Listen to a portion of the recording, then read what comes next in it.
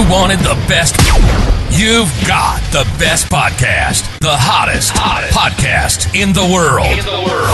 The Chris Voss Show, the preeminent podcast with guests so smart you may experience serious brain bleed. The CEOs, authors, thought leaders, visionaries, and motivators. Get ready. Strap yourself in. Keep your hands, arms, and legs inside the vehicle at all times, because you're about to go on a monster education roller coaster with your brain. Now, here's your host, Chris Voss. Hi, folks. This is Voss here from thechrisvossshow.com. There you go, ladies and gentlemen. When the Bugs Bunny Iron Lady sings it, that makes it official. Welcome to the show, as always. We certainly appreciate you guys being here. We just did our numbers 4 years into the show, where we changed the format 4 years ago. We are up in audience numbers over 1,405%. Not 100%, folks. Not 200%. 1,405. And we're proud of it, damn it. And we're not going to quit talking about it because we're just proud of ourselves. We did something. Now I'm tired and need a nap, so I'll get to that after the show. We have an amazing multi-book author on the show, as always. In the meantime, though, you must require 5 people in your downline. The show's like an MLM, but not really. You must further share your family, friends, and relatives. Go to goodreads.com/Chris Voss, youtube.com/Chris Voss, Chris Voss one on the TikTokity, all those crazy places we're at on the internet. He's a returning guest, the ones we love the most, the ones who return and return our calls after a while. So there you go. Mark Greaney's on the show with us today. He's returning to talk to us about his amazing series, the Gray Man series. If you're not a fan of it, well, get a life and order up his book so you can. And guess what? He's got a new book out, so you can jump right on the bandwagon. His new book is called The Chaos Agent, and it's out February 20th, 2024, here next week coming up. And we're going to be talking to him about his amazing book and what he's been doing in the last year since we talked to him. Mark Greaney has a degree in international relations and political science. It has research for the Gray Man novels, including Agent in Place, Gunmetal Gray, Back Blast, Dead Eye, Ballistic, On Target, and The Gray Man. He traveled to more than 15 countries and trained along military and law enforcement in the use of firearms, battlefield medicine, and close-range combative tactics. He's also the author of the New York Times bestsellers Tom Clancy's Support and Defend, Tom Clancy Full Force and Effect, Tom Clancy Commander-in-Chief, and Tom Clancy True Faith and Allegiance. With Tom Clancy, he co-authored Locked In, Threat Vector, and Command Authority. Welcome to the show, Mark. How are you? I'm doing good, Chris. Thanks for having me back. Thanks for coming back. We really appreciate it. Congratulations on the new hot book coming out. Give us your .coms or any place on the internet you want people to find you. Sure. My name, Mark Greaney, Greaney, books.com is a good place for me. And I'm on all the social media sites, pretty active on them. There you go. So, Mark, give us a 30,000 overview of the new book. This is the 13th Gray Man book, as you said. I hasten to add that everybody is, every single book is a standalone. You don't have to read them in any order. And this one has my hero. His name is, they call him the Gray Man, but his name is Court Gentry. He's a former CIA paramilitary officer. And the book opens with him trying to live a quiet life in Central America. He's being hunted down, so he's trying to lay low.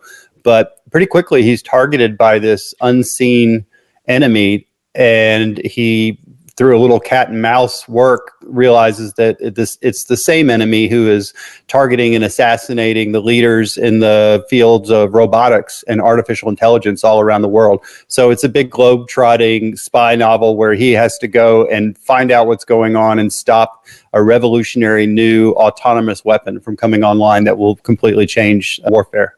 This sounds like one of those things from Godfather 3. They're trying to, if I get out and they pull me back in, maybe. Yeah, that's always the thing. He doesn't want to be doing this, but he kind of gets roped into things. There you go. There you go. You're just trying to live your life and have a few margaritas on the beach, and damn it, they just will not leave you alone, but because you got to save the world.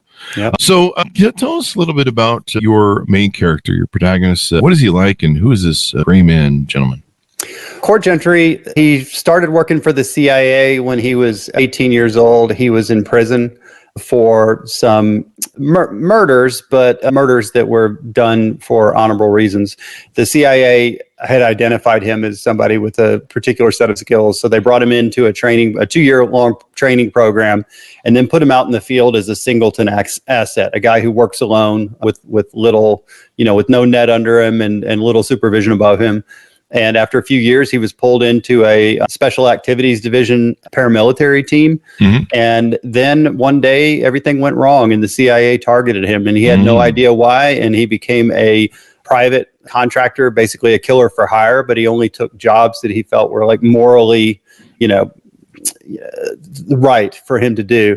And so 13 books in, we've gone back and forth with his relationship with the CIA. There is kind of a decent relationship with certain members of the CIA now, and that comes into play in this book. There you go. It sounds like what I do on Fridays. No, I don't do murder for hire on Fridays, people. Don't tell the FBI yet. I'm sure they're probably watching anyway. So give us a little bit of background on you. Let's talk about you and how did you get into writing? What were some of your upbringing and influences that you had? The background on me is not as interesting as what I just told you about my character is going to be. But no, I was born in Memphis, Tennessee, where I still live. My dad was the head of the local NBC affiliate. So I just grew up around the news. I had a love for international relations and the news. So when I was in my early 20s or my late teens, I picked up my first thriller of my entire life, which was a Tom Clancy novel, Patriot Games. Mm-hmm. And I just fell in love with the genre. And when I was 22, I decided I wanted to try and write a book. And I finished that book when I was 37, and then immediately wrote something else and wrote something else and wrote something else, rejected by editors or by agents. And it was my fourth novel, was The Gray Man, which was the first novel that was published in 2009. And since then, Chaos Agent is my 24th novel. There you go. Congratulations. Did you keep all those rejection letters so you can write them every now and then and say, no. Yeah, it's like I know some of the people now who rejected me. And it's one of those things. It's like I have other friends who are authors that are really that hold a grudge about stuff like that. There is a lot of reasons not to publish those earlier books. Okay, I think all those people made the right decision, frankly.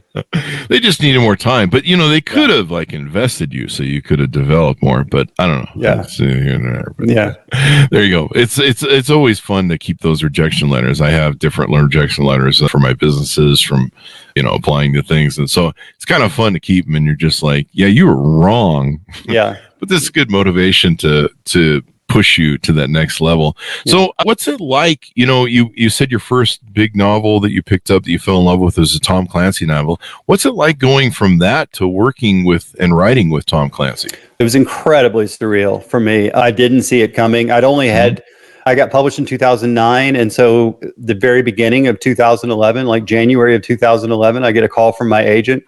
And he's like, "Are you sitting down?" I'm like, "Yeah." And he's like, they're wondering if you'd be interested in working with Tom Clancy. And I remember thinking that was so far above my head. I was like, can I work with the next guy up on the ladder, one rung above me and not all the way at the top of the ladder, because he was a legend. And my dad and I would give each other the Clancy books every year for Christmas. And it was a big part of my life for, 20 years at that point.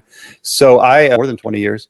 So they sent me to Baltimore. I got to meet him, and we had a really nice relationship. And then next thing I knew, I was working with him. For the first book, I wasn't allowed to tell anybody. I had to do all this research. I had to go to the Pentagon and do all these things, but I couldn't tell anybody I was working on a Tom Clancy book because they didn't know if it was going to work out. It was very frustrating because I was like, boy, I know all these doors would open so much quicker if I could say I'm here writing the next Jack Ryan novel. Oh yeah, you're just like, I'm some new writer, and I'm going to write anything. You could have been hitting me with the head of the CIA if you just said, for sure. Me hanging out with the president and stuff and doing whatever, golfing or whatever.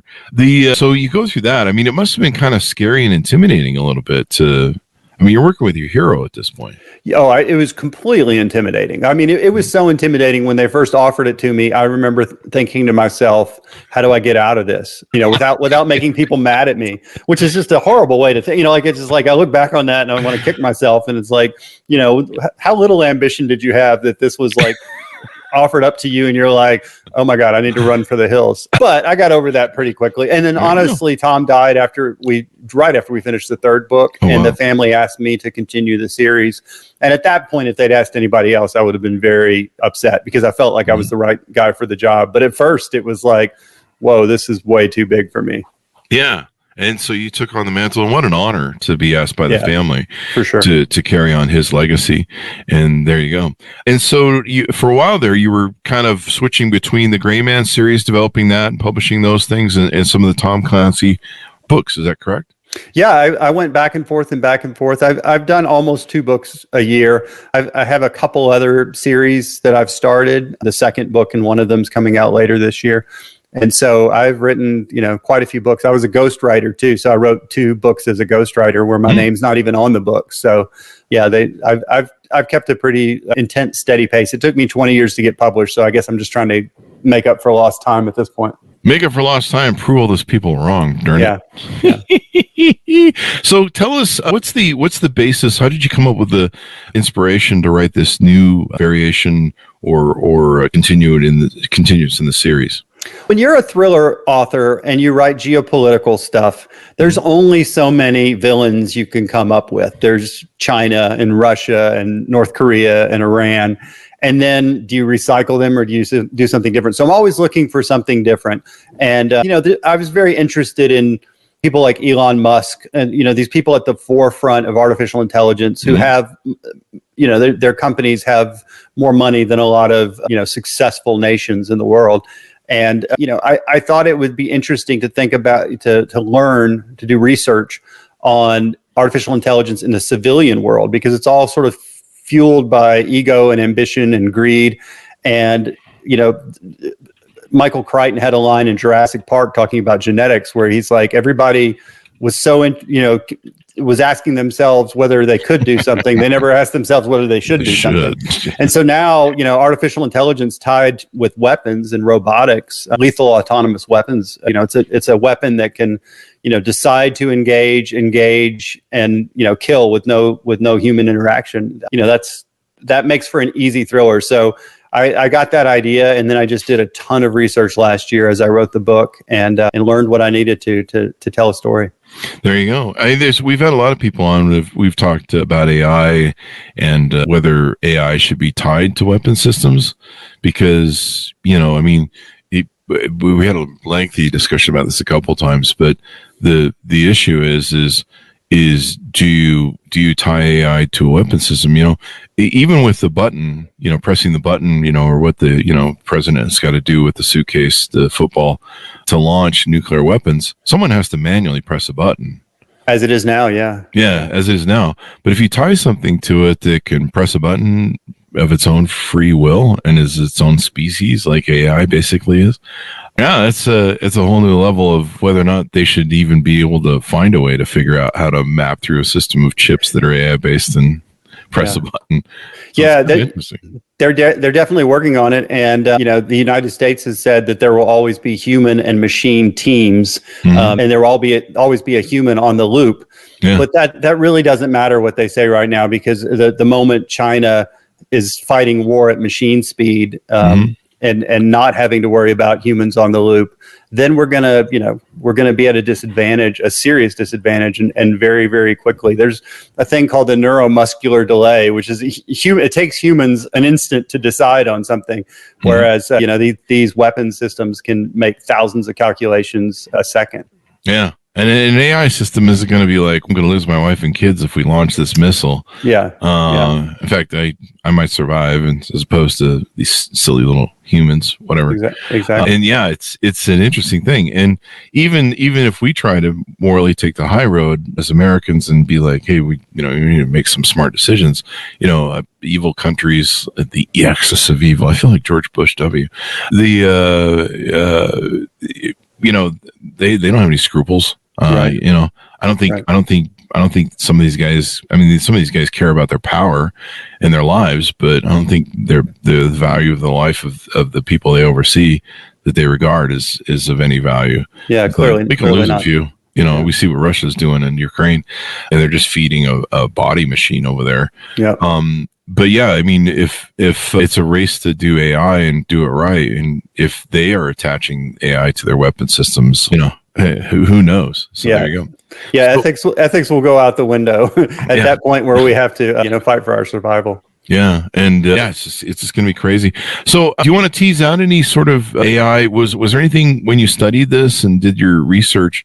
Was there anything that kind of surprised you about AI that you can talk about that you were kind of like, oh, this will make good data for the book? I know we can't ever talk about the middle and the end of the book, but anything you tease out? Yeah, it was all very, very fascinating and scary. Frankly, this book scared me. And let's look at the example of fighter pilots.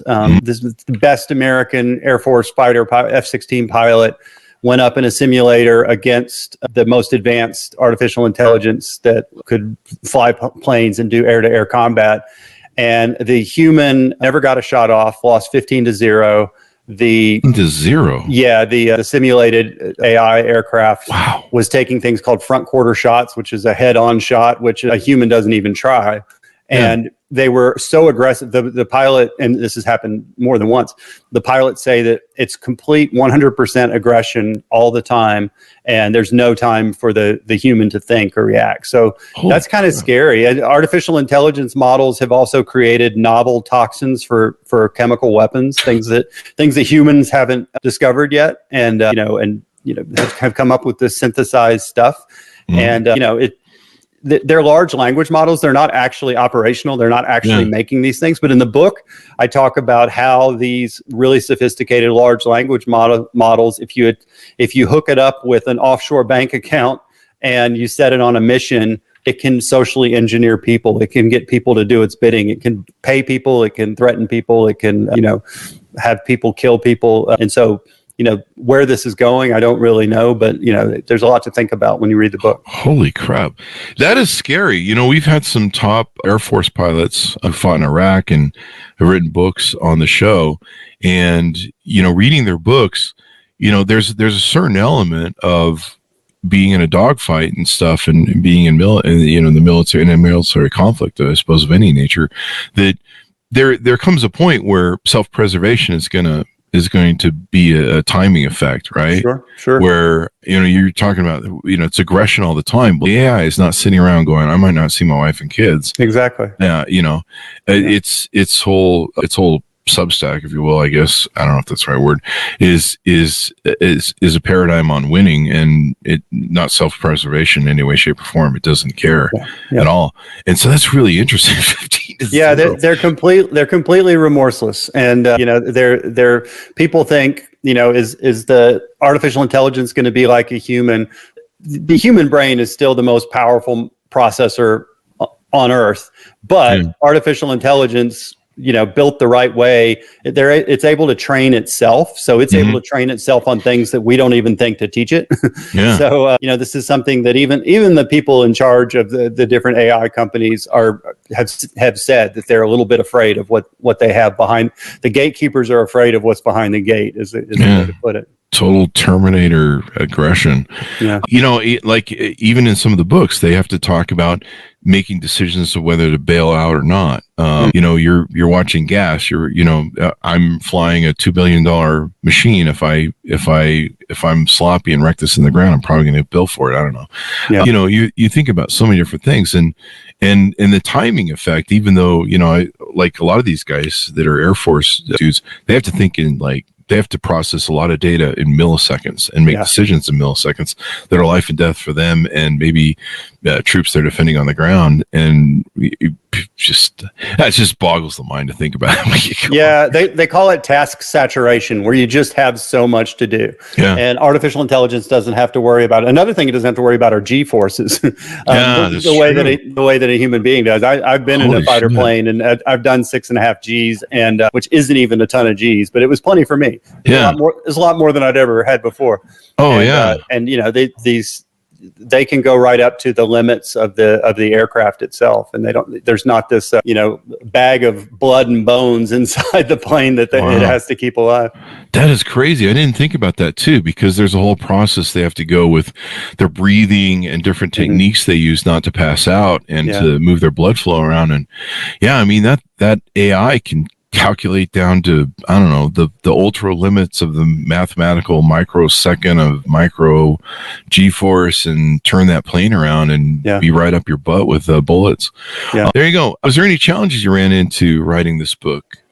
I didn't want to make it too techy. It's like real important that people understand this is not science fiction. Everything that I put in the book was either existing or emerging technology. I might have utilized it in ways that it isn't being used in the world, but you can go on Google, any of the robots that you see in the book, and there's a lot of it's a book about human beings, but there are the novel thing is there are these killer robots. Every single thing that is in the book you can find some version of online, videos of robot dogs with 6.5 Creedmoor rifles on their backs, or big hexacopter drones that drop robot dogs with rifles on their backs, off as a payload, and very, very, very agile bipedal robots that look remarkably and act remarkably like humans, and it's all existing or newly emerging technology. That is crazy, man. And so you're going to get the latest technology, folks. Pick up the book and find out. Hopefully we survive. And I imagine our protagonist, our gray man character, is going to be the guy who saves the world with humanity. Damn it. Not AI, or maybe he's going to try. He's going to try. There you go. You got to read the book to find out if he makes it or not. Find out if he survives as a species.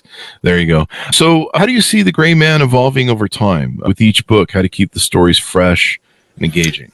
That's the toughest part at this stage of the game, is to not go back over ground that you've already covered. And, the psychology of the character is really interesting for me, because I've created this guy who's an assassin, but he has a moral compass. He's very, very paranoid for lots and lots of good reasons, but he's in love with somebody. So he's had to let his guard down, so there's all these sort of like dichotomies that have just come along in the series. And I try to sort of explore all of them. So the psychology of the character is probably the most interesting thing for me. I want to make his actions true to the person that I've built up over all these years. So that makes it a lot of fun. But as far as how do you come up with something fresh, I have to go out and get new information, because I've used up all of my cool ideas long ago. Now it's all about finding the next new thing. So that's why I fly in planes, or scuba dive, or travel to West Africa like I did a couple months ago. You just go out there and do what you need to do to get new information in your brain, so you're not writing the same book every year.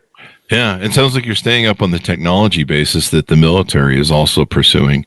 It's interesting to me to watch. I was watching a video just earlier on TikTok of, how basically Ukraine is.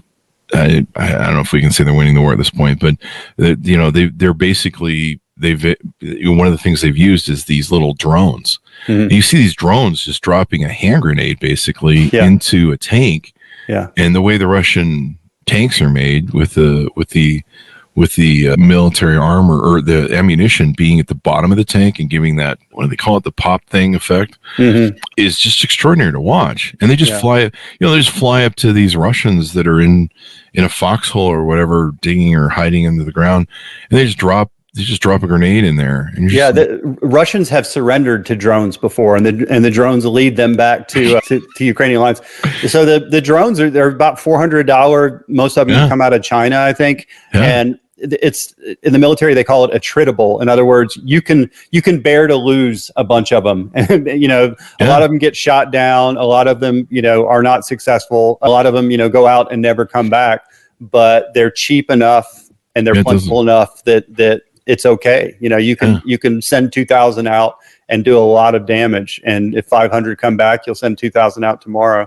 And you can't do that with fighter planes or human beings. Hopefully, the Russians do, but the rest of us don't. Yeah, I mean, you look at how these are multi-million-dollar tanks by Russia. Yeah. They're not easily replaceable, and you just see how that's got to change the face of war. In the future and stuff. I know there's a drone on the cover of the new book. That's why I brought it up. Is there any application of that, or anything you can there's a lot. There's reconnaissance drones, and then there's operational military drones in there, and they're all based on real things out there. The interesting thing about drones is it is possible to hack them or to jam their signal. Yeah. So there's a lot of advances in putting all the artificial intelligence on the drone. So there's no signal to it if it's going out and it's looking for a target on its own with no human input, and it's discriminating against targets, and then it's identifying a target, and then it's killing the target. That can all be done on board in the brain of these little drones, and that's where things are going. It's crazy. In fact, I guess Ukraine was one of the first to develop them, ironically. These drone jammer guns, I'm sure you've seen them. Yeah. These giant looking things, and evidently they can, someone's coming at you with a drone. But yeah, it's changing the face of warfare and how it goes. Is there any favorite scene or chapter in Chaos Agent, without giving too much away, you can tease out maybe? Yeah, it's hard to go too deep in this without giving too much away, but it's the scene where the hero and his girlfriend Zoya realize what they're up against. They don't know that they're up against robots, and they're up against artificial intelligence. Sort of that scene, and it takes place in Mexico on the coast in Quintana Roo and Tulum, and they're at a house, and there's this moment where they're battling humans, and then suddenly something else moves into their into their viewpoint. And so that was an interesting thing to write. And then they immediately have to sort of retool their fighting style to figure out how to remain invisible and battle this thing, which they realize is tougher than any human they're coming up against. There you go. You'll have to order the book, folks, to find out what happens next. Anything new on the horizon? Are you working on the 14th book in the series, or what's up for you? I will work on the 14th book this year, and it will be out this time next year. But right now I'm doing some final edits on a book that's coming out June 25th. It's the second novel in my Josh Duffy series. The first one was called Armored, and it came out a couple years ago. So this one's called Sentinel. Comes out in June, and it's being developed for TV. Hopefully something will come out of that. And that's my next book. And then as soon as I'm done promoting this book and finishing my edits on that one, I'll go into Gray Man 14. There you go. People can pre-order Sentinel June 24th or 25th, 2024. Yeah, I've got my 24s and 5ths mixed up there. Dyslexic, probably. I don't know. But yeah, you can pre-order both books, since the other one's 10 days out. So there you go. Mark, please come back for that one. We'd love to have you back. Please come back for all of them, where you're always welcome.